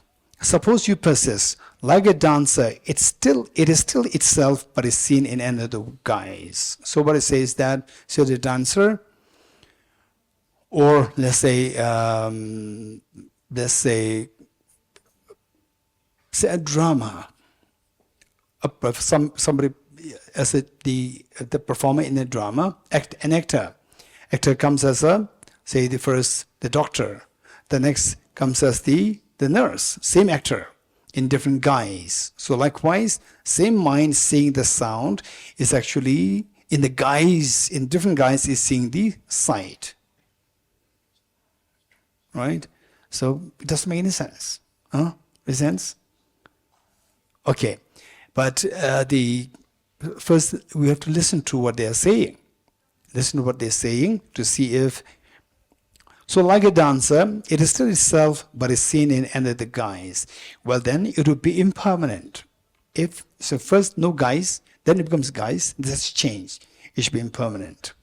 And suppose you clarify the other guise is the very same entity. It's the same thing. Say the one which sees one which hears the sound is the one actually which sees the sight. The flower is the one actually who was hearing the sound. It's the same thing. So, well, then it will be impermanent. And suppose you clarify the other guise is the very same entity. Well, then its oneness in fundamental nature is the oneness that did not exist before. Okay. 66. Suppose you explain, but its other modes of perceptions are not true. Then please describe its own innate nature. So when you say that, then you change. So the philosophers, the logicians, the philosophers,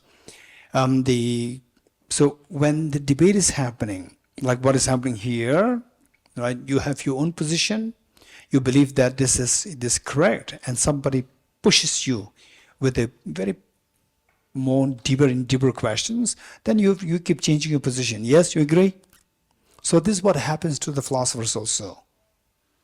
And so this is what happens to Asian philosophers, like with logicians, plus even in the Western philosophers also, the Western philosophers, they meet with the other philosophers, they discuss, and then they see that there's a flaw in the position, they change.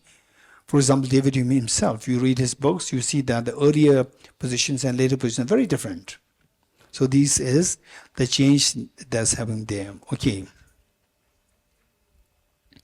So 66, but its other modes of perceptions are not true. Then please describe its own. So say what you see as the mind seeing the sight. So other perceptions. Then if you say that these are not true, then what is the true nature of this mind? And please describe its own innate nature. Suppose you answer, it is a cognizer. Is a cognizer, well then absurdly it would follow that all perceptions are one. Okay, so this is more like the conclusion part. But it says that, okay, if seeing this as a sight, as a flower, as table and so forth, these are not true, then what is the true nature? True nature is just cut off from all the objects. It's just the self. And this self is what? This self is permanent and partless. This is a very important point.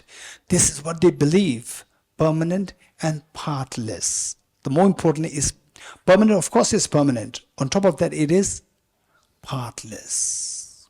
So, if it's partless, then they say when this self of yours and self of mine, when two come together, if these two are partless, two come together, they should conflate. You're getting it? Two selves come together, they should conflate. You're getting it? This is an extremely important concept to reject the partlessness. Okay, how many understood this? If two things are partless, then these two come together, they should conflate. What does it mean, conflate? Huh? Okay, really from Apple. Okay, Branislav is from Apple company.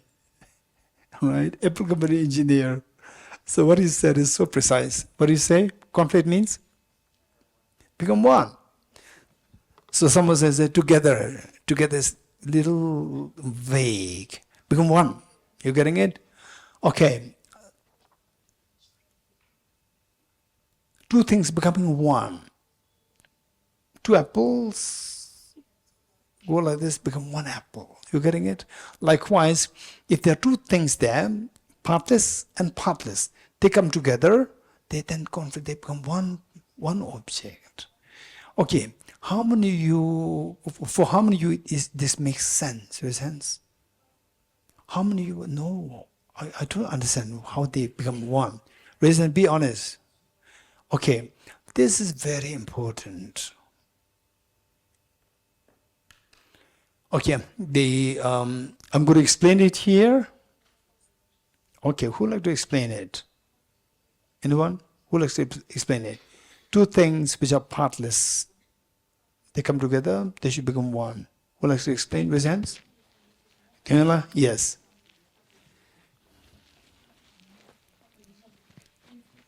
Okay, well, this... Okay, raise hands. Those who said that, I don't understand what you are saying. Raise hands. Okay, so they should be happy. Okay, so this explanation kind of makes the most sense when you're talking about something with physical extension in yes. space, right? Yeah. So if we're looking at some material object, let's say a particle, okay, and it has physical extension. Would you mind standing and showing face down? Yes, please. So that they can see you, right? And you will know whether they got it or not. Okay, down, because the majority are down there. Oh. See, I didn't even see who was. Okay, raise hands first. Raise your hand. Raise hands. Okay, good. Okay. So if you have something with physical extension in space, like a particle, let's say a proton, then let's just pretend for now that it's perfectly spherical. Then you have the sphere, right? So you have points of contact, right? A point of contact over here, one over here, right? Because it's a sphere. So then when you have two spherical objects joined together, you can have, might as well use the fist, always a great example. You can have the two objects touch. When the two objects touch on their points of contact, then they don't conflate, right? They don't become just one object because they have parts, right? What are the parts? Even though it's a sphere, you still can say, well, there's a part that's a point of contact on top, point of contact on the bottom, whatever you want to call it. The south side, the north side, you can call it point A, point B, or you can plant a, Cartesian plane and say it's, the x-axis, y-axis, z-axis, however you want to do it, it's got those parts, right? Now, let's imagine a particle without any parts. Okay? Now just take a second to imagine this. That's the thing. You have to actually be able to imagine the particle without any parts. Okay? So is it a sphere? It's lost all definability, right? So you try to put two of them together, but there's no point of contact over, right? The right side or this point and this point, they no longer have points of contact to be able to touch and form a more massive object that remain distinct from each other, right? The two particles, since now they're partless, there's not a far side, a near side, a north side, a south side. In other words, they lost their dimensionality or extension. So instead, they just conflate into one. Did that make any sense to anyone? One person. Okay, one person got it. No, it makes sense. It makes sense. Yeah, thank you. Thank you, Tiana. Thank you so much. Thank you. Thank you. Thank you, Tiana. Thank you. Okay, so if two persons are partless, do you meet? The two persons meet. Meeting point? No meeting point. There should not be two parts. Meeting point? This is no meeting point. If there's a meeting point and no meeting point like this, then if there are 2 points, meeting point, non-meeting points, then it should keep growing. 2, 3, 4, 5, 6, it keeps growing.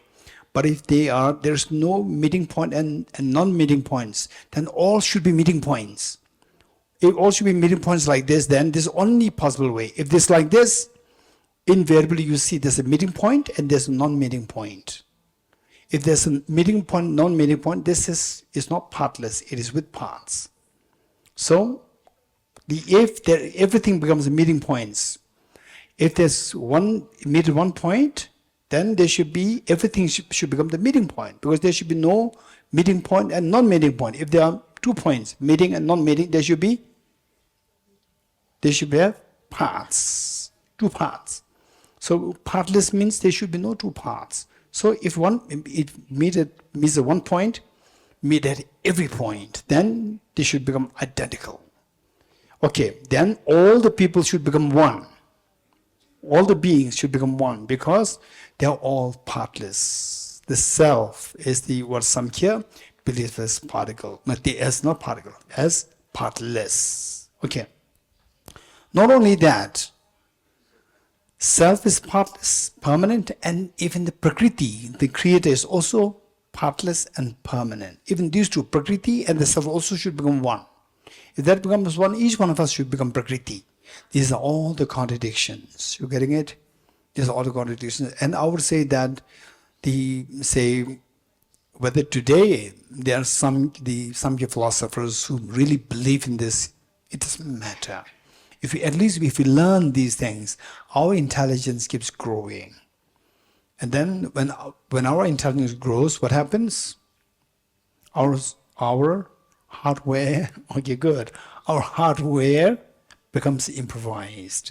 When your hardware becomes sophisticated, then the sophisticated software from Aranigarjuna and these things will be extremely effective. And to be very honest, it was like several years ago, 4 years ago, when I was in a conference, I literally felt that we are being spoon-fed by the great Narada Masters. All these legacies is amazing. Okay, 67. Further, what is mind? What is mind meaning? The person. The person. What is mind meaning? The person. What lacks mind meaning? The Prakriti. Prakriti, the creator. What lacks the mind? Referring to Prakriti. Prakriti is partless. What they believe is partless and permanent. And the self, what has mind? The self is also partless and permanent. So if these two are partless particle, the partless and permanent, then when the two meet, they should conflate, they should become one. Further, what is mind? The self. And what lacks mind? Prakriti. Those two would in fact become the same thing, would conflate, because the existence would be the same, meaning that they meet and the existence meeting, no meeting, there should be no 2 points. So they should exist as with all as meeting points, which means they should become one. And if the individual identities were false, then what could be the shared basis? So if their individual basis, okay, this is the being, this is Prakriti, the distinction. If you say these distinctions are, say, the false, which means that, then what is the shared distinction? So in what way you say that one is creator and one is the self, which partakes in the all the experiences. Okay, we stop here. Teta Om Gati Gati Paragati Parasamgate Bodhiswatyata Om Gati Gati Paragati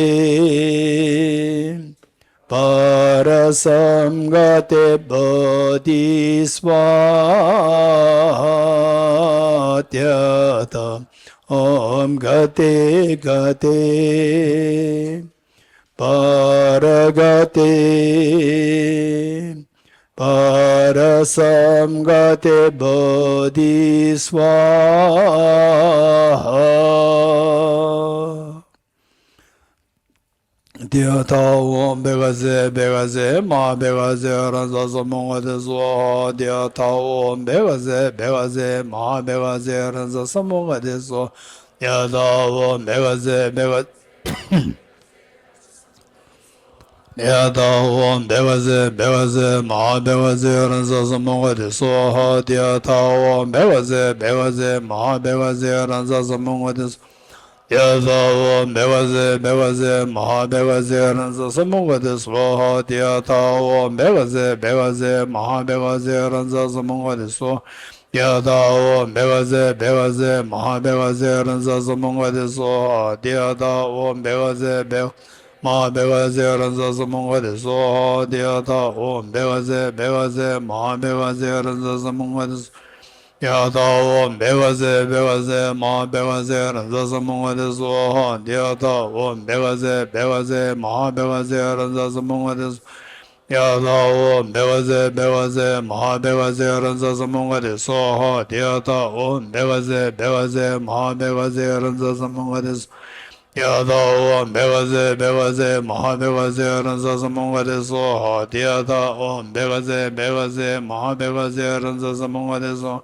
Yata Om Begaze Begaze Ma Begaze Ranza Samungade Swaha Yata Om Begaze Begaze Ma Begaze Ranza Samungade Swaha Yata Om Begaze Ma Begaze Ranza Samungade Swaha Yata Om Begaze Begaze Ma Begaze Ranza Samungade Swaha Yata Om Begaze Begaze Ma Begaze Ranza Samungade Swaha Om Dare Du Dare Dure Soha Om Dare Du Dare Dure Soha Om Dare Du Dare Dure Soha Om Dare Du Dare Dure Om Dare Du Dare Dure Soha Om Dare Du Dare Dure Soha Om Dare Du Dare Dure Soha Om Dare Du Dare Dure Om Dare Du Dare Dure Soha Om Dare Du Dare Dure Soha Om Dare Du Dare Dure Soha Om Dare Du Dare Dure Soha Om Dare Du Dare Dure Soha Om Dare Du Dare Dure Soha Om Dare Du Dare Dure Soha Om Dare Du Dare Dure Soha Om Dare Du Dare Dure Soha Om Dare Du Dare Dure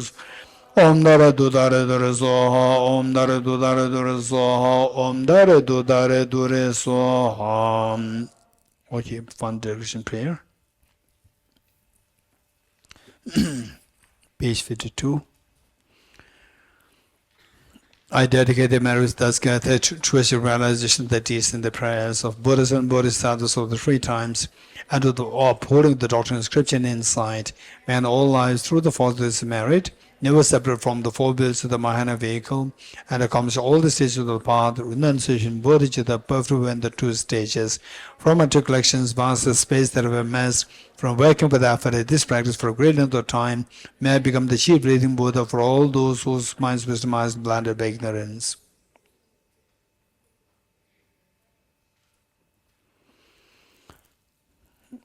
Okay, say with respect to emptiness, let's say that when we take shower, why we take shower? To clean ourselves. But so there are three things there. One, the body which needs to be cleansed, and the dirt to be removed, and the water which removes the dirt. There are three things. Yes, you agree? Okay. So just try to subject all these three to ultimate analysis. Just try it. You're getting it? Try this in your real life when you take shower. Just give us a little time when you, or say when the water comes from the what is that, shower tap, or with the jug you put the water in whatever you do. Say the water which is supposed to be cleansing my body is just a bunch of atoms, electrons, protons, neutrons. And then you put in there, and the dirt that you are supposed to be removing, they're also electrons, protons, neutrons. And the electrons, protons, neutrons of the dirt and the electrons, protons, neutrons of the water, there's no difference. And the electrons, protons, neutrons of your body, which is to be cleansed, there's no difference. So it is like using water to remove water to make the water clean. It doesn't make any sense. You're getting it? Just think of it very seriously. And mentally, if you feel a little disturbed, with the uneasy, that's very true. What is washed? Why? So you are keeping your, what you call the bunch of atoms, electrons, protons, neutrons, you call the body as intact. So, and the bunch of electrons, protons, you're washing away. Why don't, if these are to be intact, these also be intact, don't throw them. Right? And if the bunch of water, bunch of electrons, protons, neutrons you used to wash as a water, but this is a bunch of electrons, protons, neutrons. If you can use them to wash away, then you can use this dirt, electrons, protons, neutrons, put on you, and you think that you're being washed. But, so that's very true. So the washing doesn't make any sense, right? And if that's very true, it's just illusion-like. This is one part, emptiness part. Where there's full emptiness, that's something we need to reflect on. But at least this is one part. Next part, undeniably, if you don't take shower, you come here, people will stare at you. When you take shower, people will not stare at you. There is undeniable difference there. Undeniable functionality is there. You're getting it? Oh, it's just a bunch of atoms, same. So what difference, right? And then you come and then see. There's a difference there. So where lies this difference? That difference, which is obvious difference. They do not see you taking shower. They do not see you not taking shower. But from your presence, they could feel that you have not taken shower. Right? So where lies this difference? There is something there. Something undeniable fact there. Fact there, which is not within the range of when you see them on the atomic level. So what is that thing that the other person is seeing? And there's undeniable fact. You cannot deny this fact. That is the dependent origination, the functional world. And the other one, yes, that's very true, it's just atoms. Where is it? Where's washing? That is the emptiness part. Emptiness part and the dependent origination, functionality of the world, these should not contradict. If these two contradict, you either fall into nihilism or absolutism. So, when will that happen, that these two not contradict, they complement each other, is when you understand emptiness. At that point, you've understood emptiness perfectly well. Till that point, we have to continue, even though, say, you think of yourself empty and goosebumps come to you, but if you cannot explain the functionality on the basis of the emptiness that you're seeing, even though the very emptiness, goosebumps, the cold waves, all these experiences are there, still you understand emptiness is not complete, but it is on the proper track. You're feeling something, and it does help you, but it is not the complete understanding of emptiness. So you have to still persevere, study more, reflect more, meditate more, and if possible, try to meet with, say, the people who are really intelligent, who are really into Dharma, very kind person, who are not crooked. You're getting it? So crooked means their mind is distorted against the reality, against emptiness reality. So therefore, you try to meet with those people, discuss with them, listen to them, learn from them, share. This is extremely important. Then at one point, you see that everything is like illusion. Everything is like illusion, yet the functionality is so efficaciously operating. When you see that, at that point, Lama Tsongkhapa described that as having understood emptiness perfectly well. Okay, we'll stop here. 3 prostrations.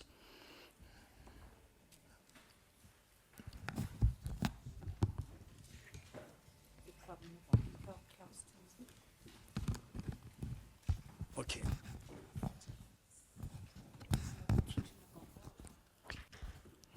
Okay. Tonight at 6 o'clock we have the Pramana Vartika class in Tibetan language. In Tibetan language, not in English. So those who are interested, welcome. It will be here in this hall.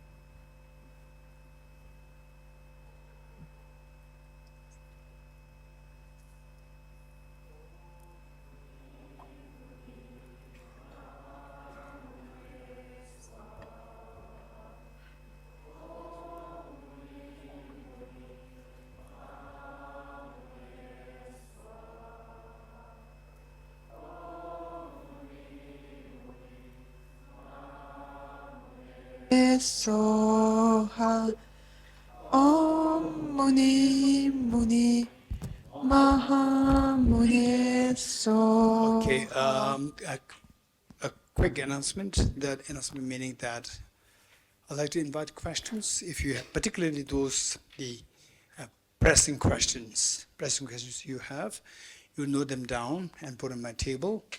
That sometimes what happens is that look into questions, I can easily relate them with the main textual studies. Relate them so that many of your questions will be resolved in the course of teaching the main text. And if there's some questions outside meaning, may not be directly related with the text, I can still respond to them separately. So you put your questions on the table. So because that I'm too carried away, and also that we have to rush to complete the text, so therefore I cannot invite the questions during these sessions. Okay, thank you. Geshe-la сейчас сказал кратко, что если у кого-то есть какие-то срочные вопросы, нерешенные вопросы, вы их можете написать и положить на стол досточтимого Geshe-la.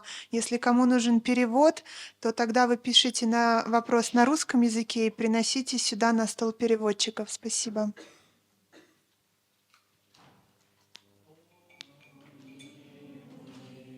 Махамуни Соха Om Muni Muni Maha Muni Soha Om